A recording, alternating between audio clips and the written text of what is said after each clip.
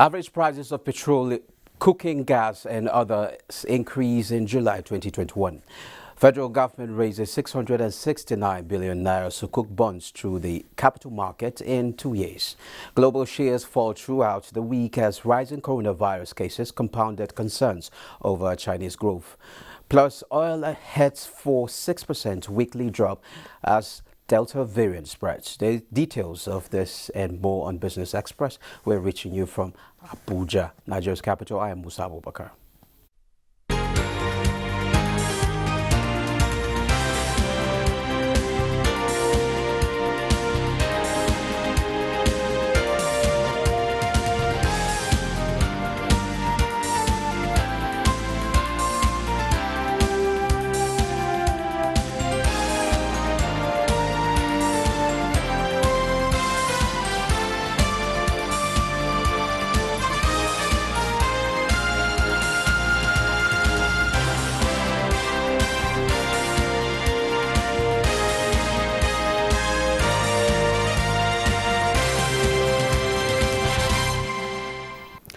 Now let's bring you up to speed with business development. Minister of Industry, Trade and Investment, Adini Adebayo, says the only way to sustain growth of the nation's economy is to broaden and deepen the financial system. Speaking at an event in Abuja, the minister is of the view that as the economy grows, the financial services sector needs to keep pace with changing industry demands, especially in terms of assessing the prospects for risk and return. He added that emphasis is being placed on reforms that strengthen the rights of borrowers and lenders, strengthening the credit rating system, lower the cost of obtaining credit, and streamline dispute resolution. This is coming on the heels of the implementation of the Africa Continental Free Trade Area Agreement, AfCFTA, which will enhance Africa's capacity to unlock growth and create jobs by building the nation's industrial capacity, enlarging her productivity, and becoming competitive globally. Now, the federal government is to install modern weather equipment along coastlines to monitor weather changes as a result of global warming. The initiative is also to serve as a guide for all ships sailing around the coastal areas. Musa Babali reports. Nigeria has a stretch of more than 800 kilometers of coastal line, with ships navigating it. Weather along the coastal areas remains unpredictable. Monitoring the changes, therefore, becomes paramount. To this end, the federal government is acquiring modern weather monitoring and tracking equipment for the coastal area. A lot of installation, especially on high-sensitive instruments, in order to monitor the prevailing weather condition around the coast, as well as the sea state.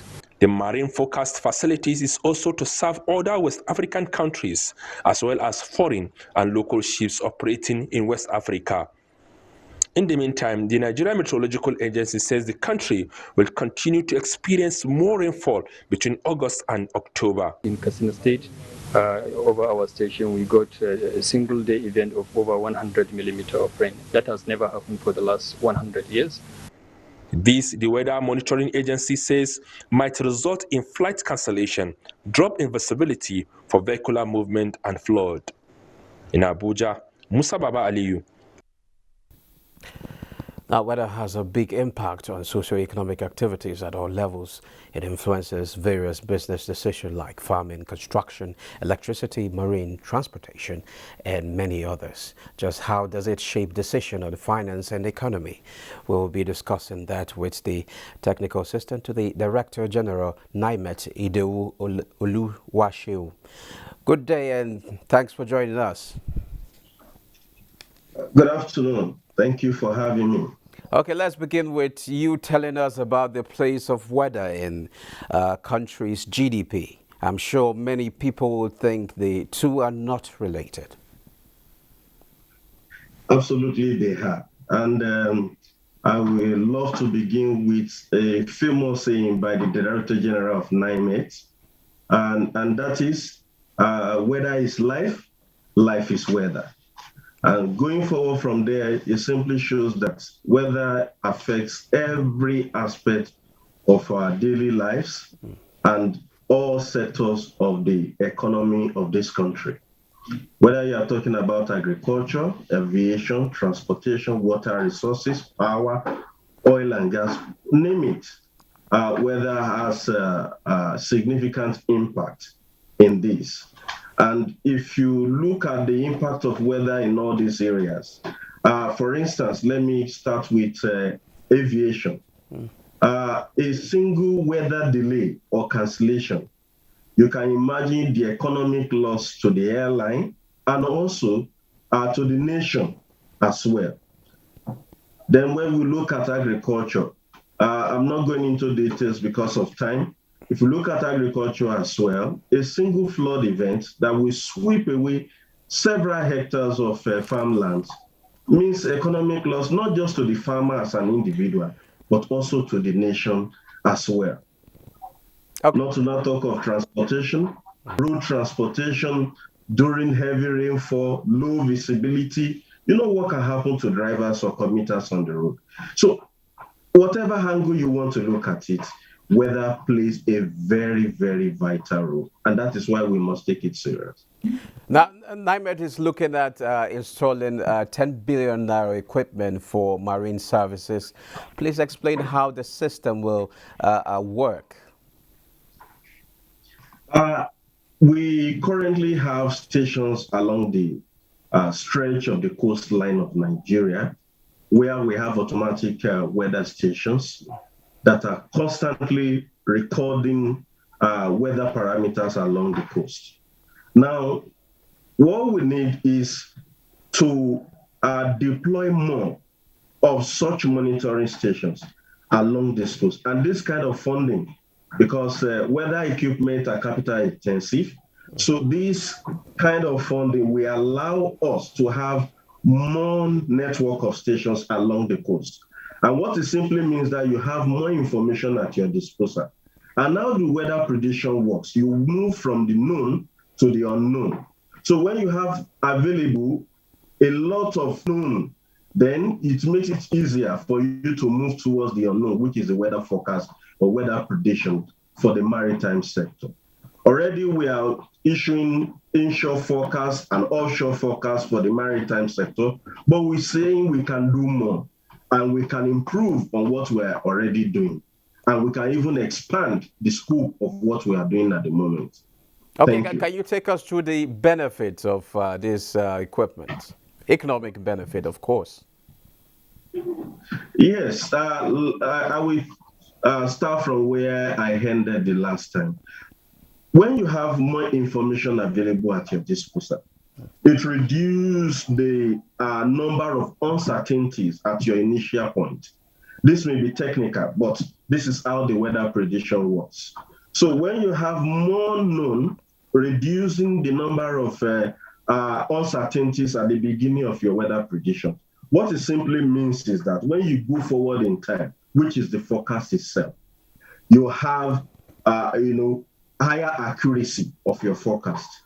And what this means is that when you give a forecast of higher accuracy to the maritime sector, to the ship, the ship owners or sailing on not just only the ship now, even inland waterways, it means that you avert a lot of potential hazards because that is the key, that is the essence of the prediction. For you to avert disasters, impair, the disaster that could be avoided. So that is one of the key importance of this operation or weather prediction, as it may be. For a ship that is supposed to come into the country, and you already know by your weather prediction that the weather is going to be very, very bad or highly turbulent. What it simply means is that such ship can either delay its arrival or even divert to somewhere else. You can see the damage that you have averted, which can even be quantified in terms of economic losses. Absolutely. Like I said before, these equipments that will be deployed are capital intensive. So however small it is, we must do what is called cost recovery.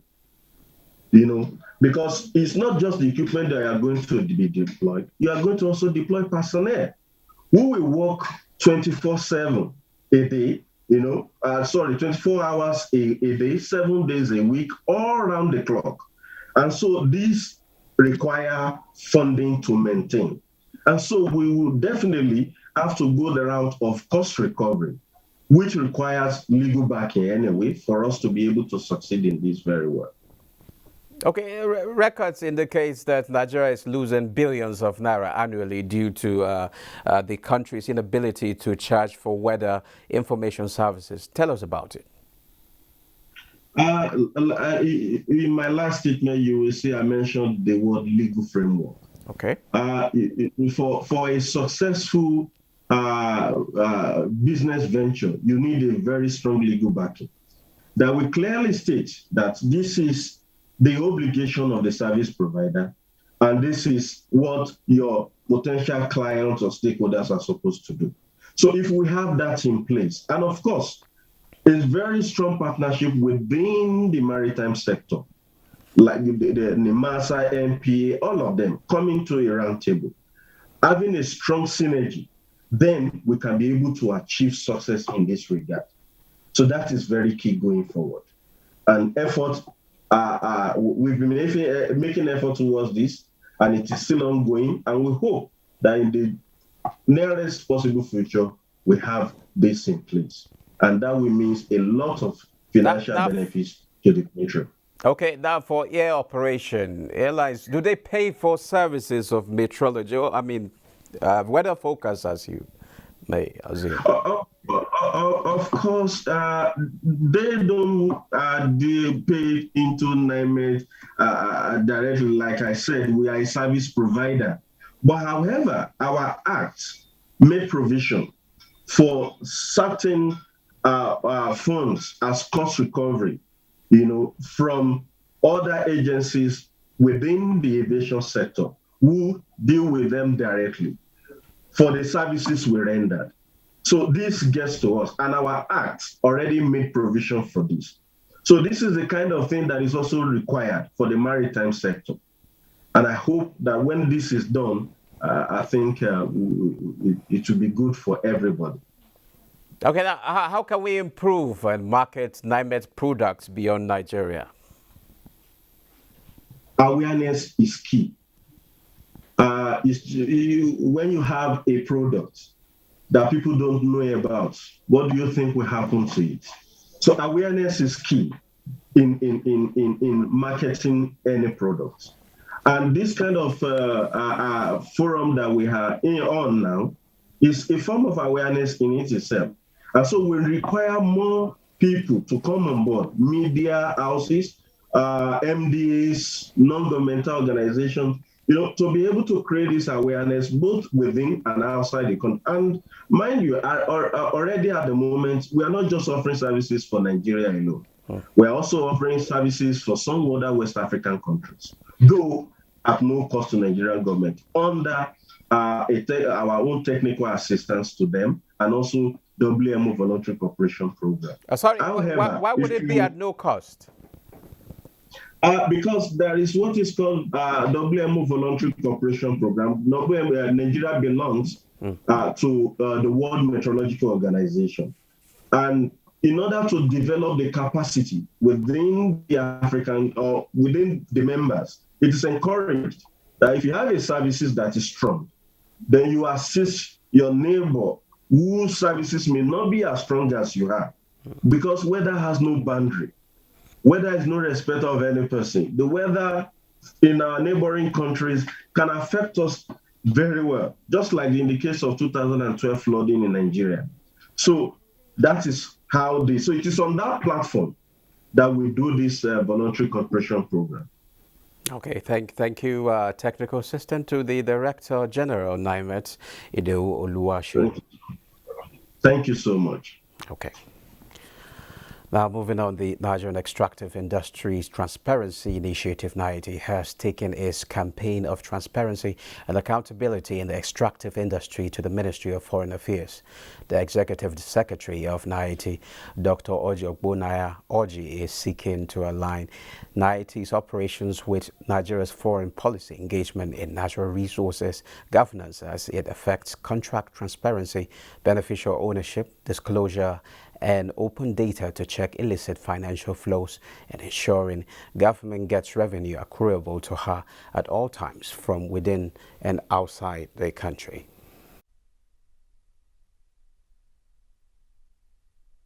Nigeria has gone very far. But if we don't bridge that gap, our embassies and high commissions and diplomats will not be able to speak on these issues with confidence and with information and data. All we require is collaboration so that we can be able to align and mainstream what we have done with foreign policy engagements in our embassies. We can then have greater synergy in what we're also trying to achieve globally. It's interesting, but you know, for many years at the level of the United Nations, Nigeria was at the forefront for pushing for a resolution, a UN resolution on illicit financial flows. And we were able to achieve that about 2 years ago. Now, that's what Microfinance Bank says some claims by certain individuals that that applied for loans under the Agribusiness Small Medium Enterprises scheme of the Central Bank of Nigeria, who say that the bank conspired with some EDs to extort money from applicants with the promise to grant them approval for their loan request is false. Statement by the bank says this accusation is not only spurious but unfounded, as NASFL frowns at any form of unethical practices or unprofessional conduct which contravenes its policy and core values. NASFL implores applicants to report any observed anomalies or form of solicitation to the nearest NASFL Microfinance Bank. The Microfinance Bank also stresses that HMIS loan is not a grant but a loan. Now, latest data from the National Bureau of Statistics show that average price paid by consumers for petrol, diesel and cooking gas increased in July 2021. For premium motor spirit known as petrol increased by 15.51% year-on-year and decreased month-on-month by 0.18% to 165 naira 91 kobo in July 2021 from 165 naira 61 kobo in June 2021. States with the highest average price of petrol were Adamawa, Kwara and Plateau, while states with the lowest average price of petrol were Taraba, Gombe and Niger.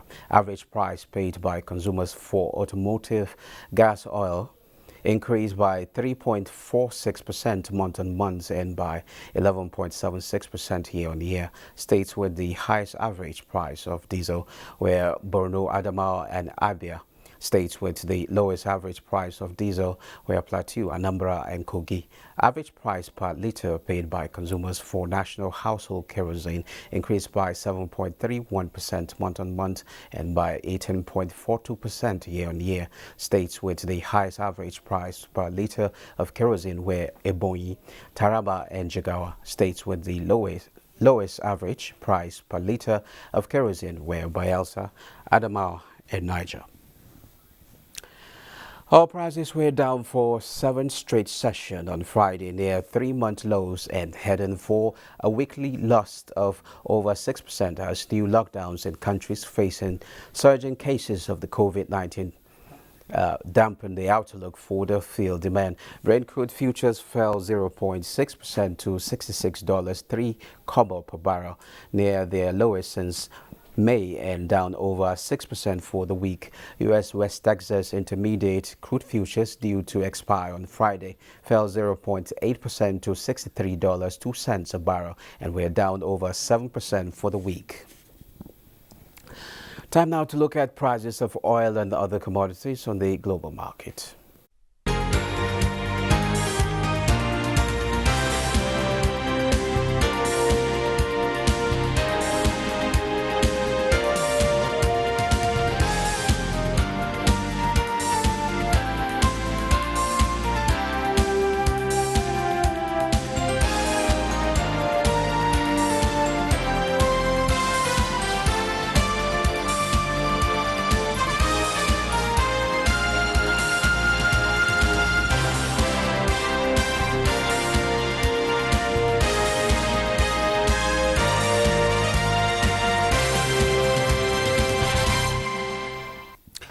Global stocks continue to struggle on Friday's trading amid concerns over monetary policy, the Delta COVID variant, and China's tech crackdowns. Let's join Ineka Oko for an update. Hello and welcome to the Global Market segment. Equity markets around the world were broadly in the red Friday. With virus cases surging around the world, there is speculation that economic growth could lose moment. In Asia, stocks fell as China left its benchmark lending rate unchanged.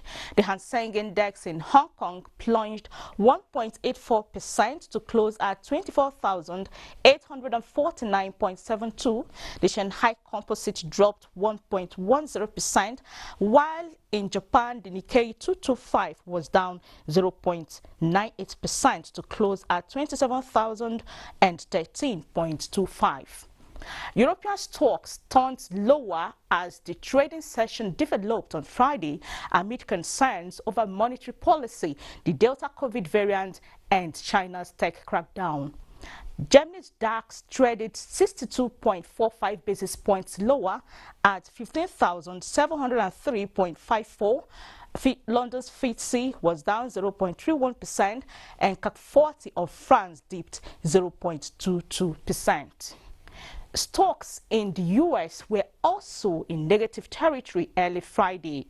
The Dow Jones Industrial Average dropped 130 points, S&P 500 0.36%, and Nasdaq Composite 0.18%. African markets, like their counterparts across the globe, fell into bearish territory in early trading as most stocks were on track for another day of losses. And that's Global Market. I'm Neka Oko. Now to the commodity market. The sterling traded lower against the US dollar at $1.33. How is the exchange rate in Nigeria today?